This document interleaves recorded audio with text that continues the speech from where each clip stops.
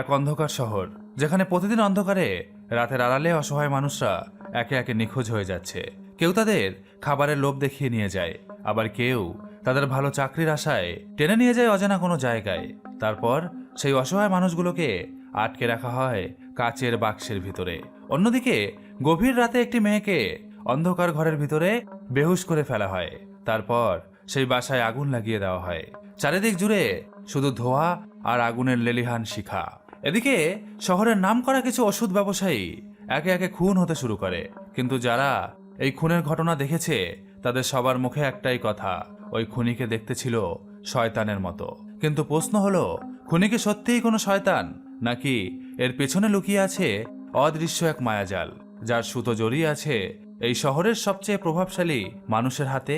এই সমস্ত প্রশ্নের উত্তর খুঁজতে তদন্তের দায়িত্ব দেওয়া হয় অফিসার দক্ষাকে, যার ভয় কাঁপে পুরা পুলিশ ডিপার্টমেন্ট। কিন্তু এই তদন্ত যতই এগোতে থাকে ততই উঠে আসে কিছু অবিশ্বাস্য টুইস্ট আর ক্লু, যা দেখে পুরা পুলিশ ডিপার্টমেন্টই ভ্যাবাচাকা খেয়ে যায়। কে ছিল এই অদৃশ্য খুনি, কেনই বা সেই খুনগুলো করছে, আর কিভাবে এর সঙ্গে জড়িয়ে আছে শহরের ক্ষমতাবান ব্যবসায়ীরা? তো চলুন আজকে এক্সপ্লেন করি সম্প্রতি মুক্তিপ্রাপ্ত সাইকোলজিক্যাল থ্রিলার ও টুইস্টে ভরপুর তামিল মুভি, যার নাম দক্ষা, দ্য ডেড কনস্পিরেসি। গল্পের শুরুতে আমাদের ব্যানার্জি নামের একজন লোককে দেখানো হয়। তাকে একটি লোক ফোন করে বলছে, স্যার, আমার 5,000 টাকা লাগবে, মদ খাবো, কতদিন ধরে আপনার কাছে চাইছি, কিন্তু আপনি তো টাকাটা দিচ্ছেনই না। ব্যানার্জি রেগে গিয়ে বলে, আমি তো তোমাকে মাসে মাসে অনেক টাকা বেতন দিই, সেই টাকাগুলো তুমি কি করো? এই কথা শুনে সেই লোকটি বলে, স্যার, রাতের আধারে আমিও তো আপনাকে অনেক মানুষ সাপ্লাই করি, আপনি সেই মানুষগুলোকে নিয়ে কি করেন সেটা কি আমি কখনো জানতে চেয়েছি? ব্যানার্জি বলে, ঠিক আছে, কালকে আমি তোমাকে 5,000 টাকা দিয়ে দিব, কিন্তু তার বদলে আগামীকালের মধ্যে আমাকে 100 জন মানুষ সাপ্লাই করতে হবে। কিন্তু এত মানুষ নিয়ে ব্যানার্জি কি করবে? আসলে এই ব্যানার্জি হচ্ছে একজন বিজ্ঞানী, যিনি নানা ধরনের ওষুধ আবিষ্কারের নেশায় মেতে উঠেছেন। আর ওই ওষুধ আবিষ্কার করার পরে তার দরকার হয় ল্যাব র্যাট, অর্থাৎ এমন মানুষ যাদের উপর সে তার এই ওষুধগুলো পরীক্ষা নিরীক্ষা করতে পারবে।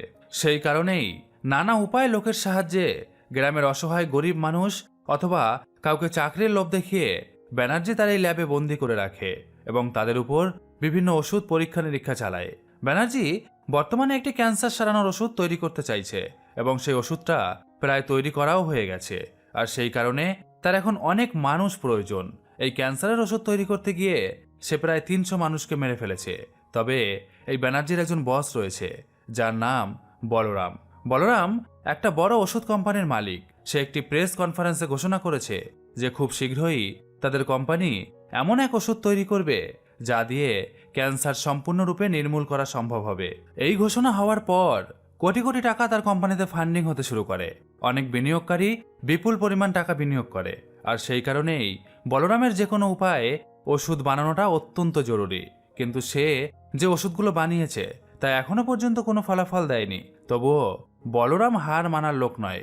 যেভাবেই হোক সে ওই ওষুধ বানিয়েই ছাড়বে, আর তাতে যত লোকের প্রাণ যাক তাতে বলরামের কিছুই যায় আসে না। অন্যদিকে সেই লোকটি যাকে ব্যানার্জি 100 জন মানুষ জোগাড় করতে বলেছিল, সে গভীর রাতে রাস্তার পাশে পড়ে থাকা অসহায় মানুষদের খাবারের লোভ দেখিয়ে একটি জায়গায় নিয়ে যায় আর তারপর তাদের সেখানে আটকে রাখে। এর মাঝেই সেই লোকটি হঠাৎ দেখতে পায় যে জায়গায় সে মানুষগুলোকে আটকে রেখেছে সেখানে একটি নীল রঙের ধোঁয়া বাইরে বেরিয়ে আসতে লাগে। লোকটি কিছুই বুঝতে পারে না ধোঁয়াটা কোথা থেকে আসছে। সে ভয় পেয়ে ধোঁয়ার কাছে যেতে থাকে। ঠিক তখনই সেই ধোঁয়ার ভেতর থেকে বেরিয়ে আসে একটা মুখোশ পরা ভয়ঙ্কর মানুষ। এই লোকটাকে দেখে তার অবস্থা একদম খারাপ হয়ে যায়। সে কি করবে কিছুই বুঝে উঠতে পারে না। ঠিক তখনই সেই মুখোশ পরা মানুষটি তার ঘাড়ে একটা ইঞ্জেকশন ঢুকিয়ে দেয়, আর সঙ্গে সঙ্গে ব্যানার্জির সেই লোকটির মৃত্যু হয়। এই মৃত্যুর খবর পেয়ে পরদিন সকালে পুলিশ এবং মিডিয়া এসে সেখানে হাজির হয়। পুলিশ তদন্ত শুরু করে। এই কেসের তদন্তের দায়িত্ব দেওয়া হয় অফিসার দক্ষাকে। ভাই রে ভাই, এই দক্ষা মেয়ে হলেও সে যে কোনো পুরুষ পুলিশ অফিসারকেও হার মানিয়ে দিতে পারে। তার নাম শুনলে অনেকের গায়ে কাঁপন ধরে যায়। ঘটনাস্থলে আসার পর দক্ষার চোখ চারিদিকে ঘুরতে থাকে। সে বোঝার চেষ্টা করে কিভাবে এই ঘটনা ঘটল। সেখানে ফরেন্সিক বিশেষজ্ঞ টিমের একজন ব্যক্তি উপস্থিত ছিল, যার নাম বিক্রম। সে মৃতদেহটি ভালোভাবে পরীক্ষা করে বলে, লোকটির মাথায় প্রচণ্ড আঘাতের ফলে তার মৃত্যু হয়েছে, কিন্তু অবাক করা বিষয় হলো তার ঘাড়ে একটি ইঞ্জেকশন ফোটানোর দাগ পাওয়া গেছে। অর্থাৎ কেউ খুব কাছ থেকে তার ঘাড়ে ইঞ্জেকশন ঢুকিয়েছে। কিন্তু ইঞ্জেকশনের ভেতরে কি ছিল সেটা রিপোর্ট আসার পরেই জানা যাবে। দক্ষা আশেপাশের লোকজনকে জিজ্ঞাসা করে যে কেউ কিছু দেখেছিল কিনা, কিন্তু সেখানে থাকা সবাই ভয় কাঁপতে থাকে। তারা বলে, আমরা একটা শয়তানকে দেখেছি, সে কোনোভাবেই মানুষ হতে পারে না, ও ছিল একটা শয়তান, আর ওই শয়তান এই লোকটাকে মেরে ফেলেছে। কিন্তু দক্ষা এসব কথা বিশ্বাস করে না, কারণ সে জানে কোনো শয়তান মানুষকে মারতে পারে না। তাই সে গভীর তদন্ত শুরু করে দেয়। এদিকে বলরাম তার লোকের মৃত্যুর খবর পেয়ে খুব চিন্তায় পড়ে যায়। সে ভাবে, যদি কারো কাছে এই খবর ফাঁস হয়ে যায় যে আমি এইসব কাজ করছি, তাহলে আমার সব স্বপ্ন শেষ হয়ে যাবে। কিন্তু বলরাম তো থেমে থাকার লোক নয়, তাই সে ব্যানার্জির সেই ল্যাবে গিয়ে হাজির হয়। ব্যানার্জি তাদের কোম্পানির ওষুধ একটি লোকের উপর প্রয়োগ করে, কিন্তু এবারও তারা ব্যর্থ হয়। ওষুধ প্রয়োগ করার ফলে সেই খাঁচায় আটকে রাখা লোকটির মৃত্যু হয়। এই ওষুধ প্রয়োগের ফলে যে আরো কত লোক মারা যাবে তার কোনো হিসাবই নেই, কারণ ব্যানার্জি আর বলরাম ওষুধ তৈরির নেশায় ভেতর থেকে সম্পূর্ণ জানোয়ার হয়ে গেছে। অন্যদিকে দক্ষা এক স্কেচ আর্টিস্টকে ডাকে। যারা খুনটা দেখেছে তাদের বর্ণনা অনুযায়ী খুনের মুখের একটা স্কেচ বানানো হয়, কিন্তু তারা যেহেতু সবাই বলেছে তাকে শয়তানের মতো দেখতে, সেই কারণে স্কেচ আর্টিস্টও শয়তানের মতো একটা মুখ এঁকে ফেলে। তবে এই মুখ দেখে কিভাবে ধরা সম্ভব খুনিকে, সেটা ভেবে দক্ষার মাথায় হাত পড়ে যায়। সে ভাবে, এই মানুষটিকে আমি কিভাবে খুঁজে বের করব। এদিকে ফরেন্সিক বিশেষজ্ঞ বিক্রম দক্ষাকে জানায় যে রিপোর্টে জানা গেছে খুনি খুন করার সময় শুধুমাত্র একটি ইনজেকশন ব্যবহার করেছে। হয়তো সে একজন ডাক্তার, কারণ সে জানে ঠিক কোন রাসায়নিক মিশালে সঙ্গে সঙ্গে মৃত্যু হয়। দক্ষা বলে, আমি তদন্ত করে ওই লোকটির ব্যাপারে বিশেষ কিছু খুঁজে পাইনি। সে কোনো বিখ্যাত লোক ছিল না, একজন সাধারণ কর্মচারী ছিল। তবে একটা অদ্ভুত ব্যাপার হলো, ঘটনাস্থল থেকে তার ফোনটা মিসিং হয়ে গেছে। মানে ওই ফোনের মধ্যে এমন কিছু ছিল যা খুনি নিয়ে চলে গেছে। হয়তো এটা কোনো ব্যক্তিগত শত্রুতা, অথবা এই শহরে নতুন কোনো সিরিয়াল কিলার এসেছে। অন্যদিকে আমাদের দেখানো হয় রমেশ নামের একজন সাংবাদিককে। সে দিন রাত খেটে যাচ্ছে শুধু একটা ভালো খবরের আশায়। যদি সে তার চ্যানেলে একটা ভালো খবর দিতে পারে, তাহলে একদিন তার চ্যানেল ফেমাস হয়ে যাবে। তাই রমেশ দক্ষার বানানো স্কেচ করা ছবি নিয়ে বিশ্বামিত্র নামের একজন লোকের কাছে যায়, যিনি হিউম্যান সাইকোলজির ব্যাপারে বিশেষজ্ঞ। বিশ্বামিত্র রমেশকে বলে, দেখো, যারা খুনিকে দেখেছে তারা বলেছে প্রথমে চারিদিকে একটি নীল ধোঁয়া দেখা গিয়েছিল, তারপর সেই শয়তানের মতো খুনি এসে খুন করেছে। আমার মনে হয় এটা একটা হ্যালোসিনেশন। ওই ধোঁয়াটা আসলে এক ধরনের গ্যাস যা মানুষের মস্তিষ্কের কাজ করা বন্ধ করে দেয়। তারপর তারা উল্টাপাল্টা জিনিস দেখতে শুরু করে, ফলে তাদের মনে হয় তারা একটা শয়তান দেখছে। বিশ্বামিত্রর কথা শুনে রমেশ মনে মনে ভাবে, যদি এটা নিউজ চ্যানেলে ছেড়ে দিই তাহলে তো আজ রাতেই ভাইরাল হয়ে যাব। তাই সে মিডিয়ায় ছড়িয়ে দেয় সেই নিউজ। এটা আসলে একটা হ্যালোসিনেশন, শয়তান বলে কেউ খুন করেনি। দক্ষা এই খবর পেয়ে রেগে তো পুরাই আগুন হয়ে যায়। সে জানতে পারে যে বিশ্বামিত্রই রমেশকে এই তথ্য দিয়েছে, আর এই বিশ্বামিত্র প্রায় পুলিশকেও বিভিন্ন কেসে সাহায্য করে থাকে। তাই দক্ষা বিশ্বামিত্রকে থানায় ডাকে এবং বলে, পুলিশের অনুমতি ছাড়া আনসলভ কেস নিয়ে মিডিয়ায় কথা বলতে আপনাকে কে বলেছে? আপনি নিজেকে কি ভাবেন? এরপর থেকে যদি এই রকম ভুল আপনি আর করেন, তাহলে আপনাকে আমি জেলে ভরে দিব। বিশ্বামিত্র শান্তভাবে উত্তর দেয়, আমার যেটা মনে হয়েছে আমি সেটাই মিডিয়ায় বলেছি। আমি ভেবেছিলাম এতে হয়তো তোমার কেসে কিছু সাহায্য হতে পারে, কিন্তু তুমি তো সবসময় ভাবো যে তুমি যেটা ভাবছো সেটাই ঠিক। এই কথা বলে বিশ্বামিত্র সেখান থেকে চলে যায়। এদিকে জেমস নামের এক বিদেশি ব্যবসায়ী ভারতে এসেছে। সে বলরামের কোম্পানিতে ক্যান্সার তৈরির ওষুধের জন্য প্রচুর টাকা বিনিয়োগ করেছে। তাই সে দেখতে এসেছে ওষুধ বানানো আসলে কতদূর এগিয়েছে। ভারতে এসে প্রথমেই সে যায় একটি স্পা সেন্টারে ম্যাসাজ করাতে। দুজন সুন্দরী মেয়ে তার ম্যাসাজ করাতে শুরু করে। ঠিক তখনই হঠাৎ করে ওই স্পা সেন্টারের ভিতরে কেউ নীল ধোঁয়া ছড়িয়ে দেয়। সবাই কিছু বুঝে ওঠার আগেই সেই মুখোশ পরা খুনি এসে জেমসের গলায় ইনজেকশন পুশ করে দেয়। এই দৃশ্য দেখে সেই মেয়ে দুটো সেখান থেকে চিৎকার করে পালিয়ে যায়। এই খবর পাওয়ার সঙ্গে সঙ্গে দক্ষা তার টিম নিয়ে ঘটনাস্থলে উপস্থিত হয়। সেখানে কাজ করা মেয়েদের জিজ্ঞাসা করলে তারা একই কথা বলে যে জেমসকে খুন করেছে তাকে দেখতে পুরাই শয়তানের মতো। এইসব কথা শোনার পর দক্ষার মনেও সন্দেহ হতে থাকে। সে মনে মনে ভাবে, বিশ্বামিত্র যেটা বলেছিল সেটা হয়তো ঠিকই বলেছিল। ওই ধোঁয়া মানুষের মাথায় কাজ বন্ধ করে দেয়, আর তার ফলে তারা খুনের মুখ চিনতে পারে না। খুনি খুব চালাক এবং বুদ্ধিমান। এই স্পা সেন্টারটি ছিল একটি হোটেলের ভিতরে।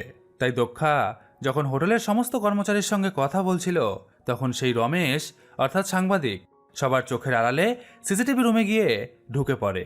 সেখানে থাকা গার্ডকে ঘুষ দিয়ে খুন হওয়ার সময়কার পুরো সিসিটিভি ফুটেজ সংগ্রহ করে নেয়, কারণ পুলিশ কখনোই তাকে এই ফুটেজ দিত না।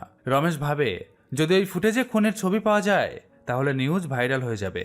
কিন্তু যখন রমেশ ওই হোটেল থেকে পালানোর চেষ্টা করে তখন দক্ষা তাকে ধরে ফেলে। দক্ষা কঠোর গলায় বলে, হোটেলের গেট তো বন্ধ ছিল, তাহলে তুমি ভিতরে প্রবেশ করলে কিভাবে? তোমাকে আমি শেষ ওয়ার্নিং দিচ্ছি, যদি তুমি আবার পুলিশের কোনো তদন্তে নাক গলাও তাহলে তোমাকে জেলে ভরে দেওয়া হবে।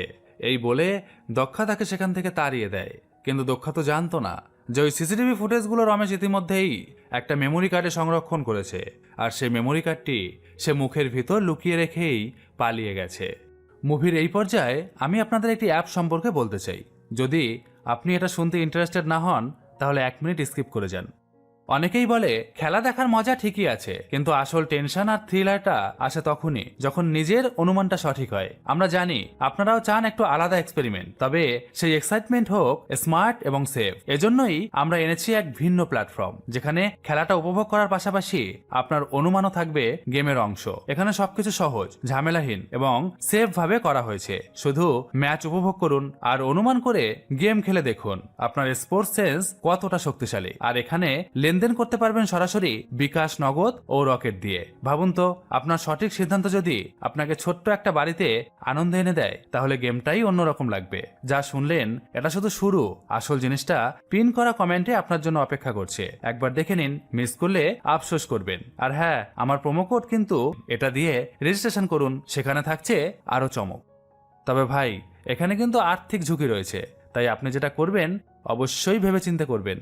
আর আমি ভাই পেটের টানে এটা করছি, আমাকে করতে তো হবেই, কিন্তু আপনি এটা নেবেন কিনা সেটা আপনার ব্যাপার। তো চলুন আবার মুভিতে ফিরে আসা যাক। এদিকে রমেশ বাসায় ফিরে সেই সিসিটিভি ফুটেজগুলো চেক করতে শুরু করে। তারপর সে এমন কিছু দেখতে পায় যা সে কখনো কল্পনাই করতে পারেনি। রমেশ বুঝতে পারে যে সে যে তথ্য পেয়েছে তা সরাসরি নিউজ চ্যানেলে দেওয়া সম্ভব নয়। তাই সে সঙ্গে সঙ্গে কমিশনারকে ফোন করে এবং অনুরোধ করে যেন তিনি নিজে ফুটেজটি দেখেন। কমিশনার রমেশকে ডেকে পাঠালে রমেশ তাকে সবকিছু জানায়। রমেশ যা জানায় তা শুনে কমিশনার তো পুরাই হতভম্ব হয়ে যায়। গভীর চিন্তায় পড়ে কমিশনার সঙ্গে সঙ্গে ফরেন্সিক বিশেষজ্ঞ বিক্রমকে ডাকে এবং বলে, তুমি তো একসময় পুলিশ অফিসার ছিলে, পরে ব্যক্তিগত কারণে ফরেন্সিক এক্সপার্ট হয়েছিলে। আমি এখন চাই তুমি আবার এই কেসটা হ্যান্ডেল করো। কমিশনারের অনুরোধে বিক্রম আবার পুলিশে যোগ দিতে রাজি হয়ে যায়। কিন্তু যখন কমিশনার বিক্রমের সঙ্গে কথা বলছিল সেখানে একজন মহিলা কনস্টেবল উপস্থিত ছিল, আর সে ছিল বলরামের লোক। তাই সে সঙ্গে সঙ্গে খবর দিয়ে দেয় যে আসল খুনিকে। বলরাম খুনির পরিচয় পাওয়ার পর তার গুন্ডাদের নির্দেশ দেয় সেই খুনিকে খুঁজে বের করে মেরে ফেলতে। গুন্ডারা সরাসরি গিয়ে হাজির হয় দক্ষার কাছে। আসলে সিসিটিভি ফুটেজ অনুযায়ী খুনি আর কেউ নয়, সে হচ্ছে দক্ষা নিজেই। জেমসকে খুনের সময় সে মিথিলা নামে খাতায় এন্ট্রি করে হোটেলে ঢোকে, তারপর মুখোশ পরে জেমসকে হত্যা করে।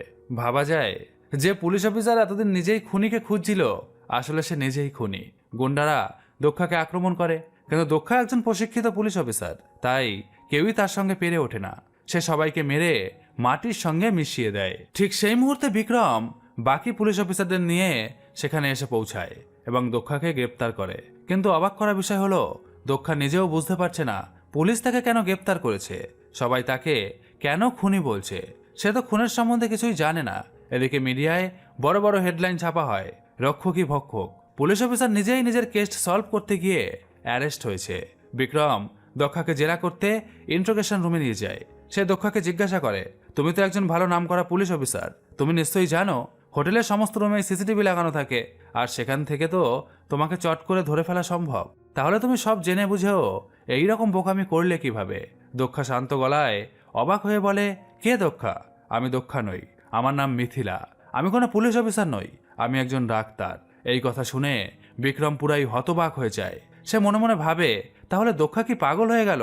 দক্ষা কথা বলছিল ঠিকই, কিন্তু হঠাৎই তার সারা শরীর কাঁপতে শুরু করে, তার মুখ বিকৃত হয়ে যায়। দেখে মনে হয় যেন তার ভিতরে অন্য কেউ জেগে উঠেছে, আর ঠিক তারপরেই সে বেহুশ হয়ে পড়ে যায়। সঙ্গে সঙ্গে তাকে হাসপাতালে নিয়ে যাওয়া হয়। কমিশনার তখন বেশ্যামিত্রকে ডাকে যাতে সে দক্ষার মানসিক অবস্থা পরীক্ষা করে দেখতে পারে আসলে তার সঙ্গে কি ঘটেছে, তার মানসিক অবস্থা কেমন। বেশ্যামিত্র তখন হিপনোটিজম পদ্ধতির মাধ্যমে দক্ষাকে অচেতন অবস্থায় নিয়ে যায় এবং তার কাছে সত্যটা জানতে চায়। আর ঠিক তখনই যে ঘটনা সবার সামনে উঠে আসে তা শুনে সবাই অবাক হয়ে যায়। দক্ষা নিজের অতীতের কথা বলতে শুরু করে, আর সঙ্গে সঙ্গে গল্প আমাদের নিয়ে যায় অতীতে, সেই ভয়ঙ্কর ঘটনায় যা তার জীবনে মোড় ঘুরিয়ে দিয়েছিল। দক্ষা বলে, একটা ছোট্ট গ্রামে একজন মেয়ে ছিল যার নাম মিথিলা। সে পড়াশোনায় ছিল অত্যন্ত মেধাবী, সবসময় মানুষের উপকার করত। তার স্বপ্ন ছিল পড়াশোনা করে একদিন বড় ডাক্তার হবে। পরিশ্রম করে সে একসময় এমবিবিএস পরীক্ষায় পাশ করে। মিথিলার বাবাও ছিলেন একজন ডাক্তার, তবে তিনি আধুনিক ডাক্তার নয়, একজন আয়ুর্বেদিক চিকিৎসক। তার বিশ্বাস ছিল আয়ুর্বেদে এমন অনেক রোগের চিকিৎসা আছে যা আধুনিক ওষুধে সারানো অসম্ভব। তিনি বলতেন, ক্যান্সারের মতো কঠিন রোগও আয়ুর্বেদের মাধ্যমে সারানো সম্ভব। মিথিলা হাসত। এইসব কথা শুনে গ্রামের সবাই তার বাবাকে পাগল ভাবত। মানুষ বলতো, এই লোকটা নিশ্চয়ই পাগল হয়ে গেছে। মিথিলাও তখন বাবার কথা বিশ্বাস করত না। সে ভাবত, আয়ুর্বেদিক চিকিৎসার মাধ্যমে কি কখনো ক্যান্সার সারানো সম্ভব? কিন্তু একদিন কিছু অজানা লোক তার বাবাকে খুন করে ফেলে। সেদিন থেকেই মিথিলা ভিতরে ভিতরে ভেঙে চুরে ছাই হয়ে যাচ্ছিল। মৃত্যুর পরেও সবাই তার বাবাকে পাগল বিজ্ঞানী বলে হাসাহাসি করত। এই অপমানের কারণে একদিন মিথিলা কঠিন সিদ্ধান্ত নেয়। সে নিজেই বাবার গবেষণাগুলো যাচাই করতে শুরু করে। তখন সে বুঝতে পারে তার বাবা যা বলেছিলেন তা আসলেই সত্যি ছিল। যতই সে গবেষণার নোট পড়তে থাকে ততই সে অবাক হয়ে যেতে থাকে। সে বুঝতে পারে তার বাবা যে গাছপালা নিয়ে গবেষণা করেছিল সেগুলোর মধ্যে সত্যিই এমন কিছু গুণ আছে যা পুরোপুরি ক্যান্সার সারাতে সক্ষম। মিথিলা তখন নিজের ভুল বুঝতে পারে। সে মনে মনে ভাবে, তখন কেন আমি আমার বাবার কথা বিশ্বাস করিনি। সেই মুহূর্তে সে প্রতিজ্ঞা করে, আমি সবার সামনে প্রমাণ করব আমার বাবা পাগল ছিলেন না, তিনি সত্যিই ক্যান্সারের ওষুধ আবিষ্কার করেছিলেন। এরপর দিন রাত এক করে সে পরীক্ষায় নেমে যায়। সে সেই আয়ুর্বেদিক ওষুধ তৈরি করে গরিব মানুষদের মধ্যে বিনামূল্যে বিলিয়ে দিতে চায়, যাতে সবাই বিনা খরচে এই কঠিন রোগ থেকে মুক্তি পায়। মিথিলার বাবার পুরনো ক্লিনিকটা আবার খুলে ফেলে সে। খুব সামান্য টাকার বিনিময়ে মানুষের চিকিৎসা করাতে শুরু করে। প্রথমে লোকেরা তাকে তার বাবার মতোই পাগল ভাবে, কিন্তু যখন সবাই দেখে বিভিন্ন রোগে আক্রান্ত মানুষ ধীরে ধীরে তার ওষুধ খেয়ে সুস্থ হয়ে উঠছে, তখন মানুষ তাকে বিশ্বাস করতে শুরু করে। মানুষের চোখে তার এবং তার বাবার সম্মান আবার ফিরে আসে। কিন্তু দেশে ক্যান্সারের ওষুধ বানিয়ে বাজারে আনতে প্রচুর টাকার প্রয়োজন ছিল। তাই মিথিলার দরকার হয় একজন বিনিয়োগকারী যে তার ওষুধ তৈরি করতে সাহায্য করবে।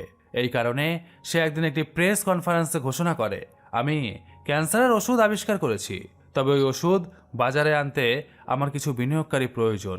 সেই কনফারেন্সে উপস্থিত ছিল বলরামও। মিথিলার কথা শুনে সে অবাক হয়ে সবার সামনে এগিয়ে আসে এবং বলে, যদি মিথিলা সত্যিই ক্যান্সারের ওষুধ আবিষ্কার করে থাকে তাহলে বাজারে আনতে যত টাকা প্রয়োজন আমি দিব সব টাকা। বলরামের আর্থিক সাহায্যে মিথিলা অবশেষে তৈরি করে ফেলে সেই মরণ ব্যাধির ওষুধ। সেই ওষুধ ক্যান্সার আক্রান্ত রোগীদের মধ্যে বিনামূল্যে বিতরণ করা হয়।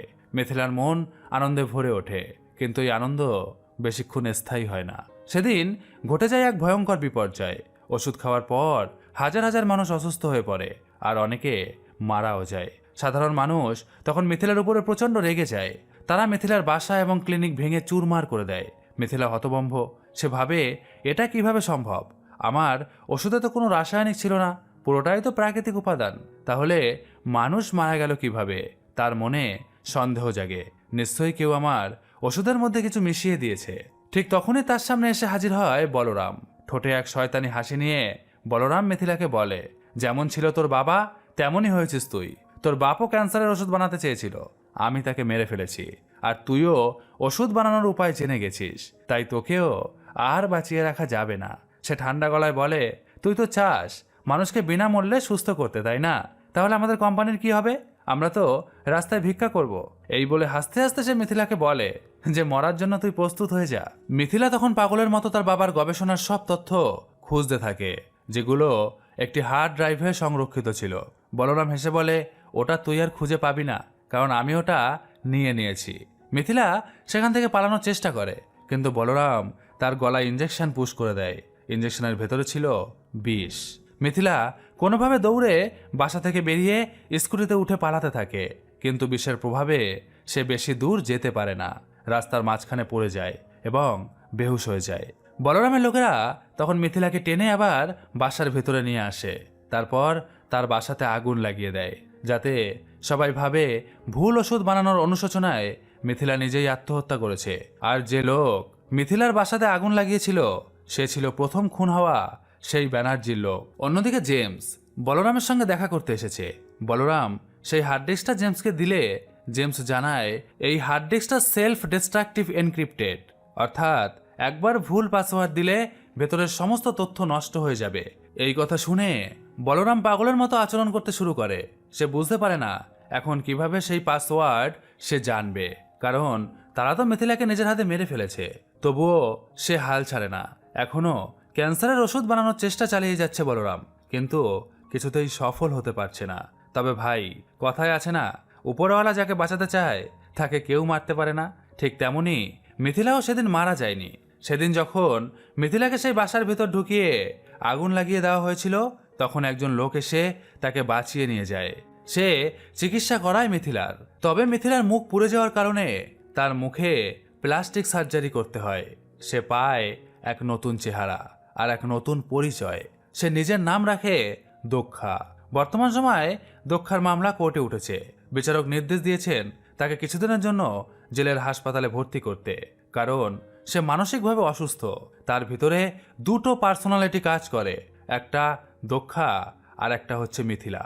যখনই তার ভিতরে মিথিলার পার্সোনালিটি জেগে ওঠে তখনই সে তার বাবার খুনিদের খুঁজে বেড়ায় এবং নিজের অজান্তেই সে তাদের খুন করে। এদিকে ব্যানার্জি এই খবর পেয়ে যায়। সে সঙ্গে সঙ্গে বলরামকে ফোন করে জানায় মিথিলা এখনো বেঁচে আছে, তবে চিন্তা করো না, ওকে যে হাসপাতালে আনা হচ্ছে সেই হাসপাতালের দায়িত্বে আমি রয়েছি। ও এখানে এলেই আমি ওর খেলা পুরা শেষ করে দিব।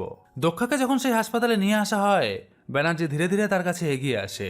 তার শরীরে একটা বিষাক্ত ইঞ্জেকশন পুশ করতে চায়, কিন্তু মিথিলা অর্থাৎ দক্ষা ব্যানার্জিকে দেখে তার রক্ত পুরাই গরম হয়ে ওঠে। সে ঝাঁপিয়ে পড়ে ব্যানার্জির উপরে আর তারপর একটা ছুরি দিয়ে ব্যানার্জির বুকে বারবার আঘাত করতে থাকে। একসময় ব্যানার্জি সেখানেই মারা যায়। এরপর দক্ষা চলে যায় সেই জায়গায় যেখানে ব্যানার্জি তার লোকজন নিয়ে ক্যান্সারের ওষুধ পরীক্ষা চালাতো। সে ল্যাবের ভিতরে থাকা অসহায় মানুষগুলোকে মুক্ত করে দেয়। অন্যদিকে বলরাম তার সকল বিনিয়োগকারীদের নিয়ে একটি বড় পার্টির আয়োজন করেছে, কারণ ব্যানার্জি যে ওষুধ তৈরি করেছিল তা প্রায় তৈরি হয়ে গিয়েছিল। বলরাম জানতো না ব্যানার্জি আর এই দুনিয়ায় নেই। এই পার্টিতে আমন্ত্রণ জানানো হয়েছিল কমিশনারকেও। কমিশনারও সেখানে এসে উপস্থিত হন। তিনি জানতেন বলরাম ক্যান্সারের ওষুধের নামে হাজারো হাজারো মানুষের প্রাণ নিচ্ছে, কিন্তু তার হাতে ছিল না কোনো শক্ত প্রমাণ, তাই তিনি চুপ করেছিলেন। তারা যখন পার্টিতে আনন্দে মেতে উঠেছিল ঠিক তখনই হঠাৎ করে পুরো হলে ছড়িয়ে পড়ে নীল ধোঁয়া। ধোঁয়ার ভিতর থেকে বেরিয়ে আসে মিথিলা অর্থাৎ দক্ষা। শুরু হয় প্রতিশোধের লড়াই। সে বলরামকে উড়াধুরা মারতে শুরু করে দেয়। আর লড়াইয়ের মাঝেই হঠাৎ করে বিশ্বামিত্র মিথিলার পাশে এসে দাঁড়ায়। আসলে এই বিশ্বামিত্র হচ্ছে সেই লোক যে একদিন মিথিলাকে আগুনে পুড়ে যাওয়ার হাত থেকে বাঁচিয়েছিল। আর এই বিশ্বামিত্র ছিল মিথিলার দূর সম্পর্কের চাচা। এরপর বিশ্বামিত্র ও মিথিলা মিলে বলরামকে শেষ করে দেয়। কমিশনার চুপচাপ দাঁড়িয়ে এই সমস্ত কিছুই দেখতে থাকে, কারণ তিনিও জানতো যে বলরাম কত বড় অপরাধী ছিল। সবকিছু শেষ হওয়ার পর মিথিলা ও বিশ্বামিত্র কমিশনারের দিকে তাকায়। কমিশনার ধীর গলায় বলে, একটু পরেই এখানে মিডিয়া চলে আসবে, তাই যত তাড়াতাড়ি সম্ভব তোমরা এখান থেকে চলে যাও, আমি ব্যাপারটি বুঝে নিব। এই কথা শুনে বিশ্বামিত্র আর মিথিলা দ্রুত সেখান থেকে পালিয়ে যায়। পরদিন বিক্রম সাংবাদিকদের জানায় দক্ষার শারীরিক অবস্থা এখন কিছুটা ভালো হয়েছে। সে ধীরে ধীরে মানসিকভাবে সুস্থ হচ্ছে, তাই তাকে আপাতত একটি মানসিক হাসপাতালে রাখা হয়েছে। কিন্তু সত্যিটা কেউ জানতো না, আসলে দক্ষা এখনো খুঁজে বেড়াচ্ছে সেই সব বলরামের লোকজনদের যারা প্রতিদিন অসহায় মানুষদের জীবন নিয়ে খেলা করছে। আর এখানেই গল্পটি শেষ হয়ে যায়। তো কেমন লাগলো আজকের গল্পটি অবশ্যই কমেন্ট করে জানান। ভালো লাগলে লাইক করুন, সাবস্ক্রাইব করুন এবং বন্ধুদের সাথে শেয়ার করে দিন। খুব শীঘ্রই আসছি নতুন আরেকটি ভিডিও নিয়ে। ততক্ষণের জন্য সবাই খুব ভালো থাকবেন। টাটা।